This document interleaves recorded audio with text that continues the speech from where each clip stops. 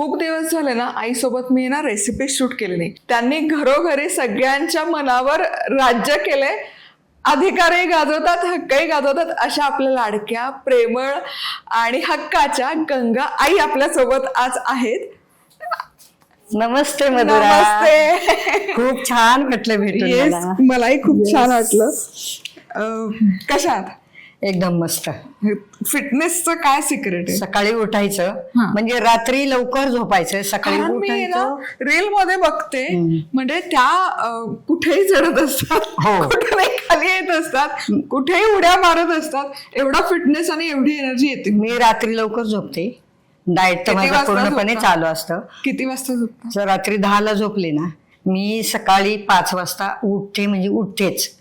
उठले की मग आपलं वॉकिंग, कुठं देवाचं पूजा वगैरे करायची, हे ते करायचं, नाश्ता करायचा, वेळेवर नाश्ता, चहा नाही, दूध वगैरे असं माझं, एक अंड वगैरे असं माझं म्हणजे नाश्ता नाही घेत? चहा नाही, बिलकुल नाही चहा.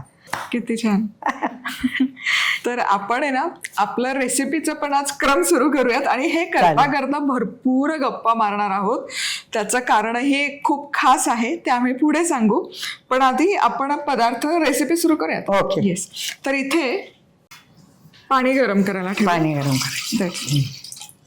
म्हणजे आजकाल काय झालं ना की स्त्रिया पण कामं करतात, घर सांभाळतात, कामही करतात आणि मग स्वतःच्या आरोग्याकडे लक्ष द्यायला तितकी वेळ नाही मिळत. तर त्यांच्यासाठी आम्ही ईशा लाईफचं संजीवनी प्रीमिक्स वापरतोय. आणि याची ना खूप छान एक म्हणजे ऍक्च्युअल गोष्ट नाही म्हणतायत, पण सद्गुरूंनी हे त्यांच्या मुलीसाठी केलं होतं. कारण राधे अक्का जेव्हा लहान होत्या तेव्हा त्यांना घेऊन ते भरपूर प्रवास करायचे. मग त्या प्रवासात त्यांना पौष्टिक आणि असं काही एनर्जी काहीतरी पाहिजे म्हणून ते बनवायचं. आणि याच्यात आहे ना भरड धान्य आहेत, तृणधान्य आहेत, तांदूळ, त्याचबरोबर हुलगे, कुळीत जे आजकाल आपण खात नाही किंवा आम्ही लहानपणी ते माडगं म्हणून पण खायचो. बरोबर. शिंगोळे बनवायचो. तर हे सगळे पौष्टिक घटक आहेत. आलं, त्याचबरोबर सुंठ आहे, हे सगळं करून घेतलेलं प्रीमिक्स आहे. जसं आपण इन्स्टंट नूडल्स खातो की तसंच हे इन्स्टंट प्रीमिक्स आहे. तिखट करून खाऊ शकता, गोड करून खाऊ शकता, ऍज इट इज पण खाऊ शकता. ऍज इट इज खायला ते छान लागतं आणि ते या काळात खाल्लं पाहिजे आणि त्यांनी एनर्जी टिकून राहते, म्हणून ते सर्वांनी पिलं पाहिजे. बरोबर. तर तुम्ही अर्थात आपण, मला असं वाटतं की सगळे एका दुवाने जोडलो गेलेत की आपली साधना एकाच ठिकाणी होते, ती म्हणजे सद्गुरूंसोबत. तर तुम्ही आश्रमात पण जाऊन आलात आणि ग्रामोत्सव पण तुम्हाला जवळून बघता आला. आता तुमचं काय सांगाल? ग्रामोत्सव आता नाशिक मध्ये 1 आणि 2 ऑगस्टला चालू होतंय. तर त्याचा सगळ्यांनी लाभ घेतला पाहिजे महिलांनी, किंवा ज्या महिलांना कामामुळे जमत नाही, की ज्या महिलांना जास्त घरात ताण असतो किंवा बाकी टेन्शन असतं, तर ते सोडून देऊन त्यांनी थोडा याच्यात भाग घ्यावा असं मला वाटतं. आणि मलाही ना काही वर्षांपूर्वी ग्रामोत्सव जवळून बघता आला. मी कोइंबतूरला आश्रमातच होते. तर काय होतं ना, म्हणजे खेडोपाडी राहणारे जे स्त्री असतात, पुरुष असतात, तर त्यांना मैदानी खेळ खेळणं शक्य नाही होत. तर सद्गुरूंचा हाच हेतू आहे. फक्त एक चेंडू ते देतात आणि त्यातून महिलांना, सगळ्या वयोगटातील महिला आणि पुरुषांसाठी ते ग्रामोत्सव आणि ते केलं पाहिजे. कसं वेळ काढून केलं पाहिजे, कारण का आजचा दिवस गेला तर उद्या हा दिवस मिळत नाही. त्याच्यामुळे त्यांनी उतरलं पाहिजे, एन्जॉय केला पाहिजे, आपल्या मनाला शांती म्हणून ते त्यांनी केलं पाहिजे. आणि तुम्ही करा 1 ते 2 ऑगस्टला. बरोबर. हे आणि नाशिकमध्ये होतंय. आणि याचा हेतू हाच आहे की रिकामा वेळ असला की वसनाधीन कधी कधी व्हायची शक्यता असते, किंवा काय करू शकतो, त्याच्यासाठी सद्गुरूंनी हे सुरू केलंय. आणि ही स्पर्धा यंदा नाशिकमध्ये होणार आहे. आधीची जी स्पर्धा झाली तेव्हा woman of the match of the man of the match असं म्हणतात, तर ते वुमन ऑफ द मॅच होतं. त्यांचं वय 65 होतं. त्यामुळे सगळ्या वयोगटातील स्पर्धकांसाठी हे आहे. आणि त्याच्यासाठी तुम्हाला प्रॅक्टिस करणं वगैरे गरज नाहीये. चेंडू घ्यायचा, खेळायला लागायचं. आता इथे पाण्याला उकळी आलेली आहे. आता हे सद्गुरूंचं प्रीमिक्स आहे, त्यांनी राधे अक्कांसाठी केलेलं. हे फक्त आपण ओपन करूयात आणि हे यामध्ये घालूयात, उकळत्या पाण्यात मिसळायचं.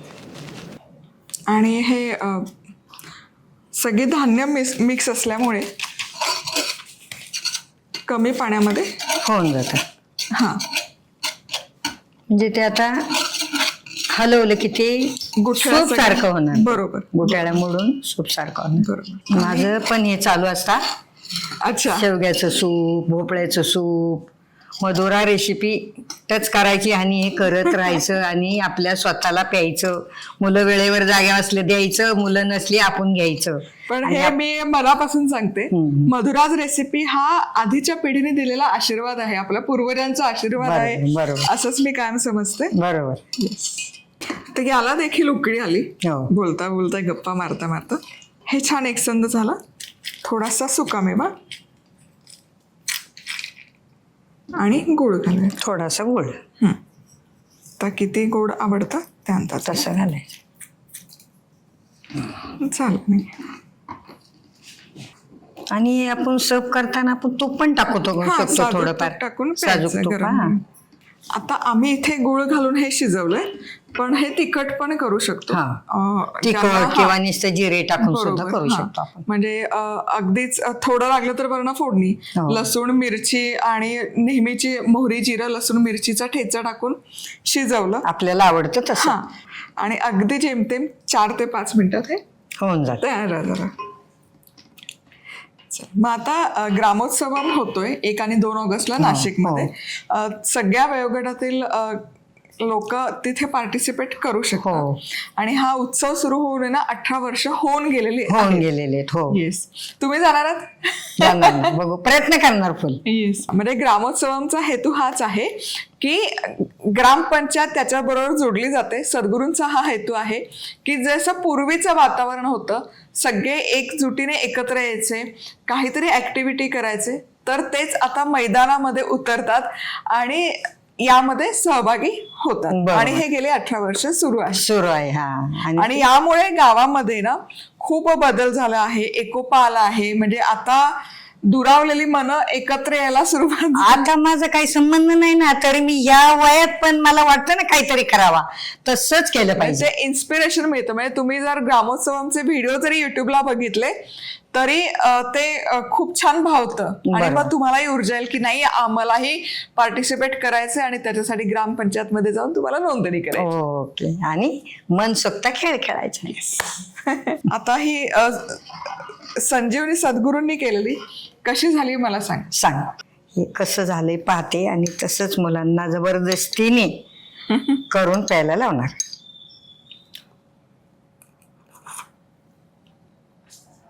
खूप मस्त. लहानपणाची आठवण आली. येस. हे सतत प्यायचो आम्ही. अशी पितळी असायची पहिली, त्या पितळीत वतायची आमची आई. असं हे एवढं वतणार, माडगं असायचं आणि माडगं असायचं. आणि आम्ही त्या काळ्या गोगड्या खायच्या. भांड्याच्या नावावरून त्याला डिशला नाव पडलं. हा, त्याला खरं हुलग्याच्या आलं तर माडगेच म्हणतात. आणि ते आम्ही खूप खाल्लं. आणि आम्हाला भूक लागली ना, आमच्या हरभरे घेवडे, काळे घेवडे ते उकडायचो आम्ही, त्याला मीठ टाकून खायचो. झालं आमचं 1 टायमाचं जेवण. असं होतं. आता ते चालत नाही, असं टिकून खातात. कसं शरीराला एनर्जी येणार. बरोबर. आणि याच्यासाठी सद्गुरूंनी याचा शोध लावलेला आहे, संजीवनी.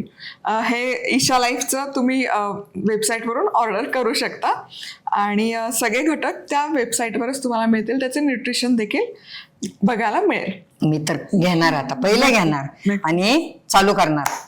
खूप छान वाटलं गंगाई. मस्त. पुन्हा भेटूयात आणि नवीन रेसिपी करूयात. ओके. पुन्हा भेटूयात. तोवर मस्त राहा, खुश राहा, आनंदी राहा आणि सगळ्यात महत्वाचं खात राहा.